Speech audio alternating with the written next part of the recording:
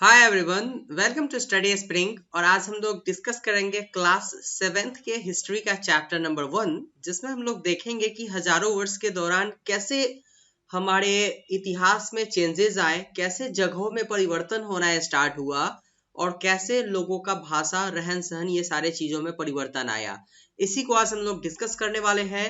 But before to begin, अगर आपने previous सारे वीडियोस को नहीं देखे हैं जो आपको डिस्क्रिप्टिव टाइप में मिलते हैं, तो आप प्लेलिस्ट में जाकर के सारे वीडियोस को देखिए, क्योंकि ये टोटली फ्री ऑफ कॉस्ट है आपके लिए।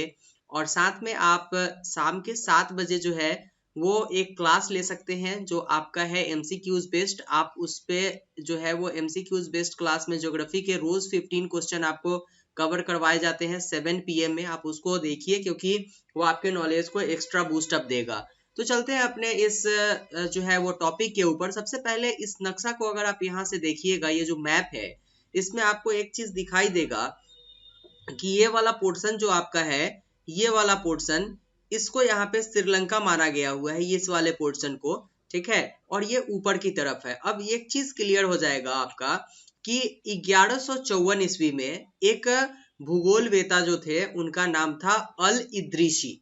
तो अल इद्रिसी ने इस नक्शा का जो है वो इस नक्शा को बनाया था 1154 में, जिस नक्शा में आपको जो है वो यहाँ पे जो है वो श्रीलंका को ऊपर की तरफ दिखाया गया हुआ है। बट अगर आप इसी नक्शा के ऊपर 720 के ऊपर अगर आएंगे, तो फ्रांसीसी एक जो है वो फ्रांसीसी के एक भूगोलवेता ने एक नक्शा को बनाया था जिसमें श्रीलंका को नीचे दिखाया गया हुआ है। अब इस पूरे चीज को अगर आप एनालाइज कीजिएगा तो आपको क्या समझ में आएगा? एक चीज समझ में आएगा कि उस वक्त जो था, यहाँ पर एक चीज आपको ज्योग्राफी के हिसाब से समझना पड़ेगा कि ज्योग्राफिकल चेंजेस भी हमारे तरफ आए हैं। अगर ज्योग्राफिकल चेंजेस नहीं हुआ रहता तो उस वक्त के जो भूगोलवेता थे वो श्रीलंका को यहाँ पर नहीं दिखाए होते, ठीक है।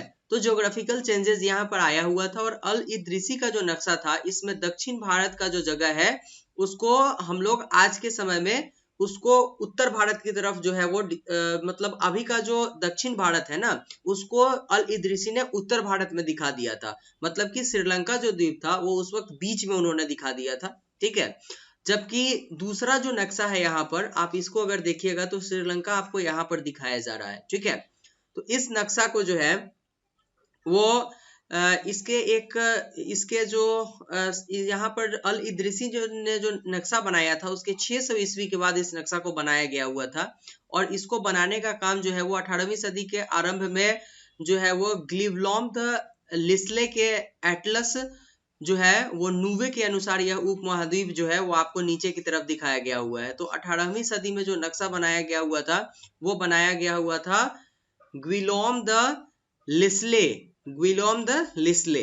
ये जो है वो एटलस नूमो के अनुसार, यहाँ एक ये जो है वो ये जो था वो जगह का नाम था, और ये जो है वो आदमी का नाम है एटलस नूमो के अनुसार, ठीक है। अब अगर हम लोग इसके बाद की चीज को देखेंगे तो इस पूरे चैप्टर में हमें पढ़ना क्या है, तो इस पूरे चैप्टर में हम लोग जो है वो 700 से लेकर के और 1750 तक की बात को देखेंगे। इस बीच में जो भी चेंजेस हुए हैं उसी को पढ़ने वाले हैं हम लोग इस चैप्टर में। तो सबसे पहले हम लोग आते हैं शब्दावली के ऊपर, कैसे हिंदुस्तान का यूज पहले होता था और अब हिंदुस्तान एक अलग चीज कैसे हम लोगों के लिए, एक अलग वर्ड कैसे हम लोगों के लिए बन के आया, उसके ऊपर आते हैं।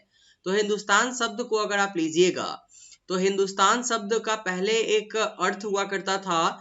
जिस वक्त आपके जो है वो फारसी लोग होते थे, उस वक्त क्या था, आज हम लोग तो हिंदुस्तान को अपने आधुनिक राष्ट्र के रूप में हिंदुस्तान वर्ड का यूज करते हैं, लेकिन जब 13वीं सदी में फारसी इतिहासकार मिनहाज सिराज हिंदुस्तान शब्द का प्रयोग इसलिए करते थे कि जिस जगह पे पंजाब, हरियाणा और यमुना का जगह होता था, गंगा यमुना का, उसी के लिए उन्होंने हिंदुस्तान वर्ड का यूज किया था। बट आज हम लोग हिंदुस्तान को अपने देश के लिए यूज करते हैं। इसके बाद इंपॉर्टेंट है 16वीं सदी के आरंभ में बाबर जो है वो हिंदुस्तान वर्ड का यूज उसके लिए करता था जिस उपमहाद्वीप में जो है वहां पर पशु पक्षी का निवास हुआ करता था। और इसका आपको साक्ष्य अमीर खुसरो के शब्द में मिल जाएगा। इसके बाद विदेशी शब्द का प्रयोग जो है वो 700 से लेकर के 1750 के बीच में क्या होता था कि वैसे लोगों से होता था जो अपने यहाँ के चीजों से अनजान हुआ करते थे, ठीक है। उनको विदेशी कहा जाता था, जिनको अपने समाज और संस्कृति के बारे में नहीं पता होता था, हमारे समाज और संस्कृति के बारे में। और परदेशी शब्द का यूज होता था जो दूसरे यहाँ से, दूसरे देश से हमारे देश में आते थे। तो ये शब्द का चेंजेस हुआ। इसके बाद इतिहासकार का एक स्रोत हुआ करता था किसी भी चीज को जानने का।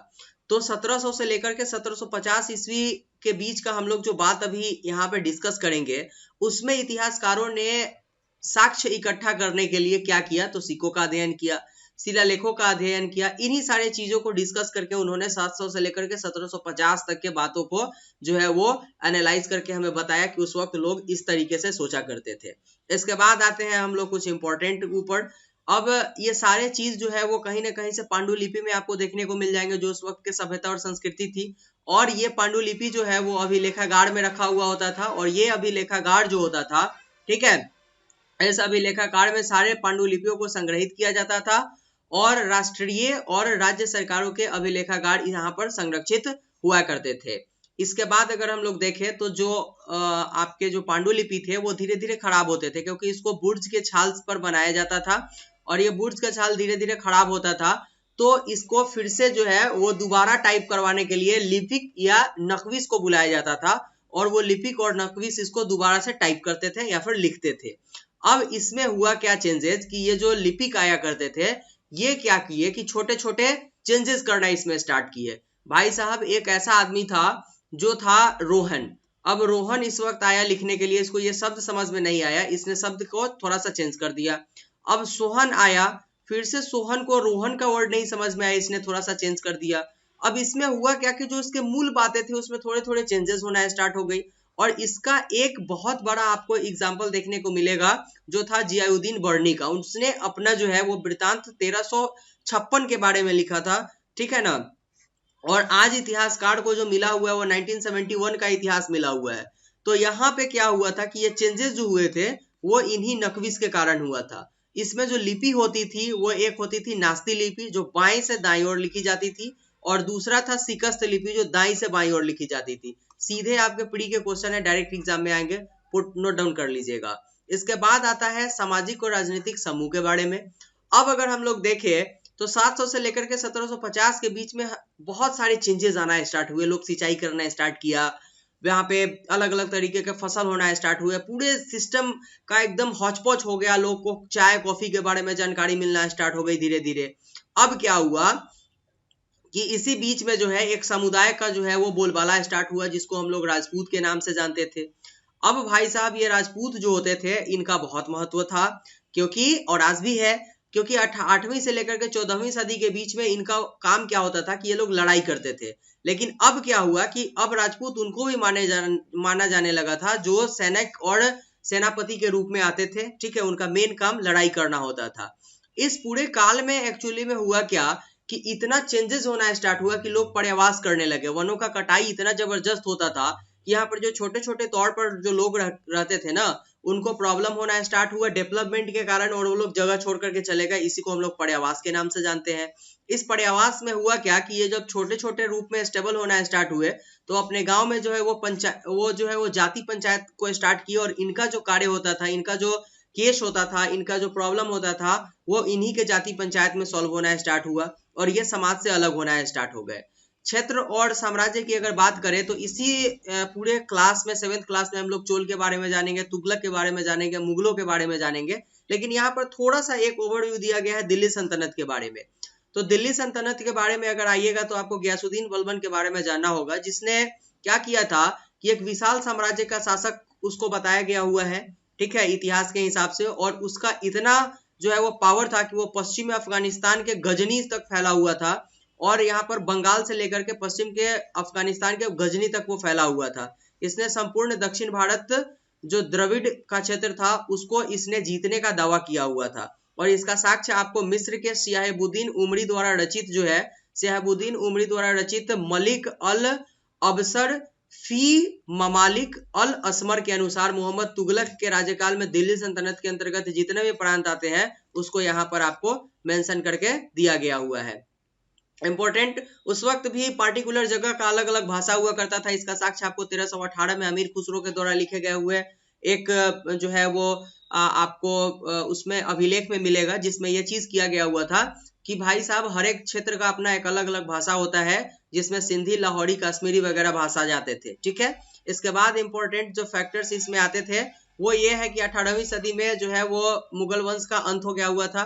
ये हमें अभी पढ़ना नहीं है, ये हम लोगों को लास्ट चैप्टर में पढ़ना है, मिडिल वाले चैप्टर में, जिसको डिस्कस करेंगे ही नहीं हम लोग।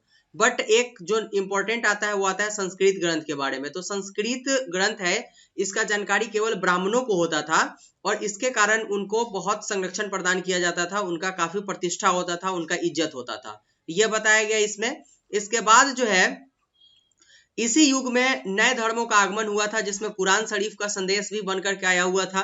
ठीक है, इसमें मुसलमानों का एक अलग बोलबाला स्टार्ट हुआ था और मुसलमान कुरान शरीफ के को अपना धर्म ग्रंथ मानते थे और वो ईश्वर और अल्लाह की सत्ता को ही स्वीकार करते थे और लोगों की सत्ता को स्वीकार नहीं करते थे। यही इसमें है, एक स्क्रीनशॉट लेके इसको पढ़िएगा। इंपॉर्टेंट फैक्टर्स उतने नहीं है जितना कि एग्जाम में आएंगे। समय और इतिहासकार और समय और कालखंड का जो विचार है ये इंपॉर्टेंट है, क्योंकि इतिहासकार कभी भी कैलेंडर के हिसाब से समय को नहीं बांटते हैं। उनका नजरिया जो होता है वो सामाजिक और आर्थिक संगठन में आने वाले परिवर्तन के हिसाब से ही होता है। और 19वीं सदी में अंग्रेजों ने भी यही काम किया था। अंग्रेजों ने क्या किया कि समय को हिंदू, मुस्लिम और ब्रिटिश काल विभाजन में बांटा हुआ था और इसी को उन्होंने आगे बढ़ाया था।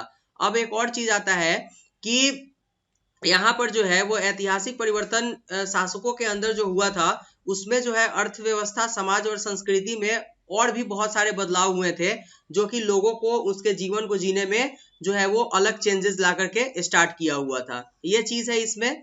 तो यही था इस चैप्टर में, जिसमें हम लोगों ने देखा कि कैसे जो है हजारों वर्ष के दौरान हुए परिवर्तन की पड़ताल हम लोगों ने हमारे जो इतिहासकार है वो किए और कैसे इसको इकट्ठा किए। नेक्स्ट क्लासेस बहुत इंपॉर्टेंट होंगे आपके, जो चैप्टर नंबर 2 होगा, इसलिए उस क्लास को आप बिल्कुल देखिएगा। बट अगर आपको ऐसा लगा कि चैनल आपके लिए डेडिकेटली वर्क करती है तो प्लीज चैनल को सब्सक्राइब और शेयर कीजिए, क्योंकि आज इस चैनल को आपके सपोर्ट की जरूरत है। मिलते हैं नेक्स्ट वीडियो में, तब तक के लिए thank you and good bye.